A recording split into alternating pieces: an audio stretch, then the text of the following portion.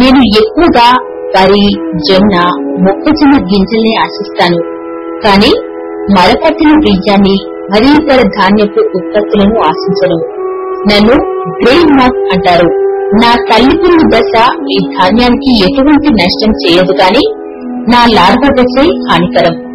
నేను మీ గింజలను పొలంలోనే ఆశించి అక్కడ నుండి గోదాములకు చేరుతాను.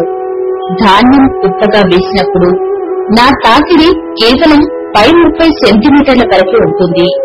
నా లార్వాలు గింజపైనున్న పగుళ్ల ద్వారా లేదా దెబ్బతిన్న గింజల ద్వారా లోనికి ప్రవేశించి అక్కడే ఉంటూ గింజలను తింటూ వాటిని నష్టపరుస్తాయి. నేను మురికి గోధుమ రంగుతో సన్నని పొడుగాటి రెక్కలతో ఉంటాను. నేను దాదాపు 150 గుడ్లను ఒక్కొక్కటిగా లేదా చిన్న సమూహాలుగా ఎక్కువగా తేమ ఉన్న గింజల్లో పొలంలో కాని గోధుమలలో కాని పెడతాను.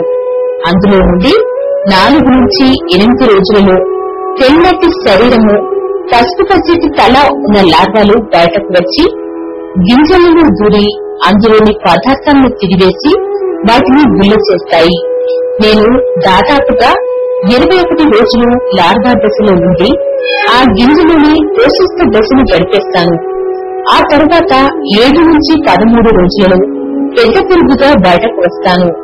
నన్ను నివారించడానికి గోదాములను మరియు ధాన్యాన్ని నింపే సంచులను మలాథియాన్ 5 మిల్లీలీటర్లు 20 లీటర్ల నీటికి కలిపి లేదా పెనిక్లోథియాన్ 5 మిల్లీలీటర్లు లీటర్ నీటికి కలిపి లేదా డెల్టా మెథిన్ 1.5 గ్రాములు లీటరు నీటికి కలిపి 1 చదరపు మీటరుకు 20 మిల్లీలీటర్ల చొప్పున పిచికారీ చేసుకోవాలి.